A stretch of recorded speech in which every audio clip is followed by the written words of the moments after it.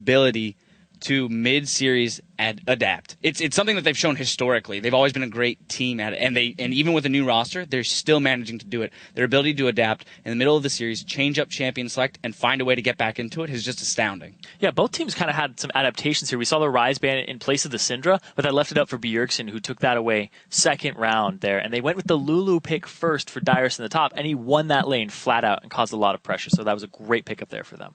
Yeah, I definitely think first picking Lulu was pretty genius. I honestly didn't even see that because I kind of forgot Lulu was a top champion. So when they did that, it kind of hurt LMQ's ban phase or pick phase. The second they picked Lulu, it goes, do we pick Syndra now? Well, if I Syndra ult something, they're just going to Lulu ult it. So it kind of, I think, persuaded LMQ from not picking Syndra, and then TSM took it the next rotation, and in my opinion, they won pick ban phase off of that. And let's isolate the top lane. You already mentioned the Lulu, but I feel like so much of this matchup hinges there on the top lane because we watched the mid laners duking it out. They're pretty even the whole time. We saw Dyrus forced onto Mundo earlier. He lost because he couldn't quite make plays. You get behind, you get bullied, and that's what Ackerman's great at. Now we watch TSM flip the table on him. You force Ackerman onto Mundo, and Dyrus is able to bully him out and make him ineffective. Yeah, it also brought the jungler up there a lot. We saw a ton of escapes there by Dyrus, where he just whimsied himself, runs away, over and over and over again. And then they just got ahead, and then they started focusing later on in the game, and then Bjergsen was getting assists in the mid, and they spilled that over. So I really like that play. They kind of sacrificed the bot lane for a bit, but it worked out for them because there wasn't a huge amount of pressure. I mean, something that's been subtle in all these games is whatever team has the bigger playmaker top has won. And in this game, LMQ banned out the Rise, and TSM banned out the Maokai, and the next playmaking top is Lulu. Mundo is not going to make a big play He's not a big playmaker unless he's like gigantic. So taking the Lulu away, it helps the mid lane for the Syndra pick, and then it also keeps Ackerman away from doing anything but walking up and throwing a cleaver at you. So let's jump into a replay 17 minutes in because there's still a lot to talk about, but I want to get into the actual gameplay. 17 minutes in, around the Dragon Pit, this is a replay that showcases how far ahead TSM was. Probably, I'm going to let you take this one, walk us through it. So this was really interesting. It looked like LMQ wants to defend the Dragon, but they're not fully grouped yet. So Bjergsen's able to start off the fight by getting good poke down. And I think right now Amazing kind of overextends a bit, not realizing how far his team is. And so right now it seems a little weak. TSM is honestly at a health disadvantage, but they're able to collapse on Mundo, and then LMQ just funnels into that little choke point, and Bjergsen gets a 3-man stun while blowing up the Mundo. And at this point, they're just able to turn the fight and start chasing down.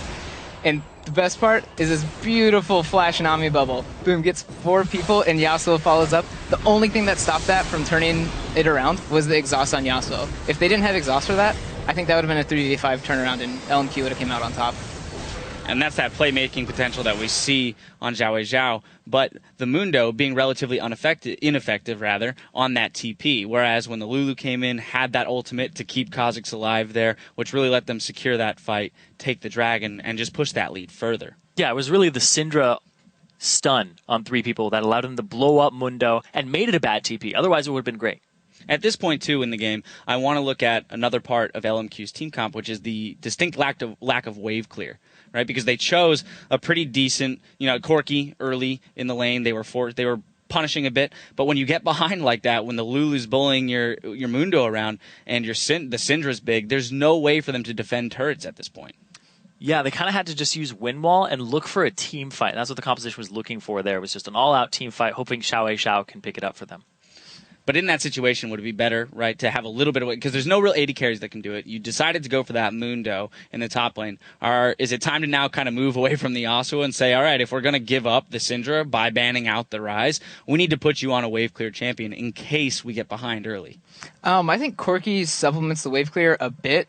But obviously in that game, they were able to break the base pretty quickly with Syndra stuns and stuff like that. So between Windwall and Corki's wave clear, it just wasn't enough. And the second they lost mid-inhib, at that point, they definitely don't have enough wave clear. If they were able to stop the base from being cracked, I think Corki could kind of extend it. But the second the base was cracked, it was very obvious they didn't have enough wave clear for it. And at that point, it was just, TSM could just win the game. And that's when you saw LMQ doing that kind of sneaky engage from the left side, because they knew if TSM got in a position to start sieging, they wouldn't be able to stop it. And Zyrene, you pointed out that because of their lack of wave clear, in those times they needed to look for the team fight. So we're actually going to pull up another replay because we have to look at this. The pentakill from Xiao Zhao. And although it wasn't enough to turn the game, it is pretty spectacular. I'll let you take this one away. All right, so the last replay we saw, there was an exhaust that came down. It's not up this time, so we'll start rolling the clip out here. We see No Name try to go for an insect play here. He actually gets stunned up mid-transition to that ward. He gets blown up. And then LMQ, they try to disengage this, to try to get back. Lustboy uses his ultimate to stop Ackerman. And now Ackerman is the main target, and they actually don't peel off of him. He pops his ultimate here, and he soaks. He peels towards Xiao. They funnel in, 3-man ultimate here, no exhaust available, and he starts just wreaking havoc. Bjergsen, no damage out of him here. Wild Turtle hits him off the side, and they're still trying to focus down Ackerman, who has that ultimate on him, regenning his HP. Lustboy, he's still tunneling in on that too, and now Xiao gets to run around. Bjergsen, he missed that stun. Right here, he's going to try to get away, but even before the ultimate came off, Bjergsen almost hit him with a stun again. So Bjergsen missed about 2 to 3 stuns there after hitting the first one, and that last kill there was off of the Bilgewater active. I love that. You know that too is that moment in the fight where you're like, oh wait, I never used my active. Good thing he's sitting at 100 health. Yeah. An interesting little factoid there for everyone at home. That pentakill is the first pentakill in the LCS where the team did not win as a result of it or following that pentakill. So now across NA and EU LCS, we are 4-1 for teams that have pentakills and their win-loss record, which is kind of interesting. It's a really sad bit of trivia, though. Yeah. I don't want to be part of that pentakill. All right, well, now we move into Game 5. So the all-important question, I'm going to throw it to you guys. I want you to pick a winner. Coming out of that game, TSM looks strong. They've made some great mid-series adaptations. Is it enough for them to come in third game and break that trend of blue side winning? I'm going to have to go with LMQ on this one. I think that the fact that they're going to be blue side again, and they banned Ryze last time, so they get themselves to ban out the Syndra once again, so Bjergsen won't have that champion, and then that puts it on TSM to really make an adaptation in this series. So I think I'm going to have to go with LMQ here. Probably. I'm just here to piss off Zyrene. So I'm going to go with TSM. I think they got it. I do think blue side's really advantageous in this matchup just because of the top laners. They need a playmaker. And then mid lane, you got to ban out Zed. You got to get Syndra. So I think TSM has an advantage because they just, boom, they won that last game and they're ready to just go hard for the next and close it out. And blue side has won every game so far in the series, so we'll see if TSM is able to break that trend. But for now, we're going to take a quick break, and when we come back, it's on to Game 5 between LMQ and TSM with the entire series on the line. And coming up, Curse and Cloud9 will get their spot on the Rift.